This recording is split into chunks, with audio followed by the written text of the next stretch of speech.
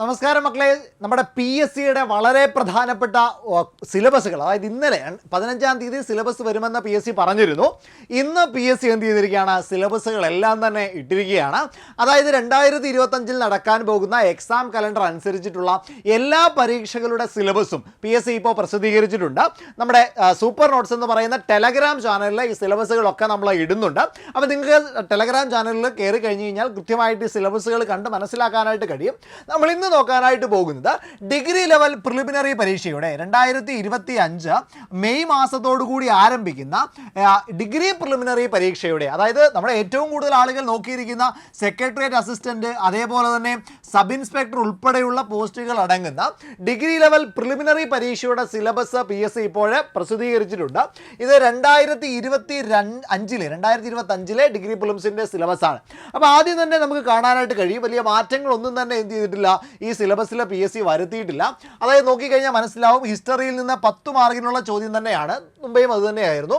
Then geography 5 mark, economics 5 mark, then civics 5 mark, Indian constitution 5 mark, അതേപോലെ art culture sports അതിൽ നിന്ന് 10 mark, അതേപോലെ basic computer അവിടെ നിന്ന് 5 മാർക്ക്, അതേപോലെ science and technology 5 mark, then simple arithmetic, maths and reasoning, maths mental ability 20 മാർക്കിനാണ് ചോദ്യങ്ങൾ വരിക.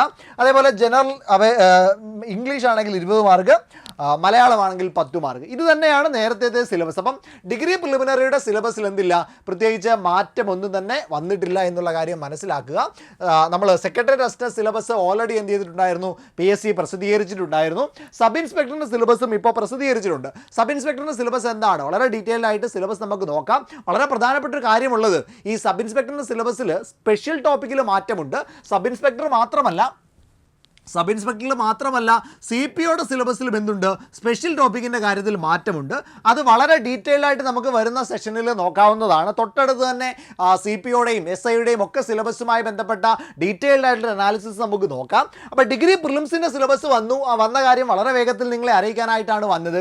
ഈ ഒരു സിലബസ് പ്രകാരം നമുക്ക് മനസ്സിലാകും, നേരത്തേതിൽ നിന്ന് വ്യത്യാസമില്ല, പഴയ സിലബസ് തന്നെ, അതായത് മുന്നേ ഉണ്ടായിരുന്ന സിലബസ് തന്നെയാണ് ഇവിടെ വന്നിരിക്കുന്നത്. നോക്കിയാൽ ഹിസ്റ്ററി ആണെങ്കിൽ കേരള ഹിസ്റ്ററി, മൊത്തത്തിൽ ഹിസ്റ്ററിയിൽ നിന്ന് 10 മാർക്കിനുള്ള ചോദ്യങ്ങളാണ് വരിക. അതിൽ ആദ്യം കിടക്കുന്നത് കേരള ഹിസ്റ്ററി, ദെൻ അതിനുശേഷം Indian history, world history. Current affair പഴയ പോലെ തന്നെയാണ് വന്നിരിക്കുന്നത്. ഓരോ ടോപ്പിക്കിൻ്റെയും താഴെ റെലവൻ്റ് ആയിട്ടുള്ള കറണ്ട് അഫെയർസ് എന്തിരിക്കുകയാണ്, പ്ലസ് ഇട്ട് നൽകിയിരിക്കുകയാണ്. അപ്പോൾ അതൊക്കെ മുൻ വർഷങ്ങളിലേതുപോലെ തന്നെയാണ് വരിക. ദെൻ ജോഗ്രഫി ആണെങ്കിൽ physical geography, Indian geography, Kerala geography, അതിന് താഴെയായിട്ട് കറണ്ട് അഫെയർസ് എന്ത് ചെയ്തിരിക്കുകയാണ്, നൽകിയിരിക്കുകയാണ്. ദെൻ അതേപോലെ തന്നെ നോക്കിയടാ, താഴേക്ക് വന്നു കഴിഞ്ഞാൽ നമ്മുടെ എക്കണോമിക്സിൻ്റെ ഭാഗം, അവിടെ നിന്ന് 5 മാർക്കിനാണ് എക്കണോമിക്സിൻ്റെ ഭാഗത്തു നിന്ന് എന്ത് വരിക, ചോദ്യങ്ങൾ വരിക.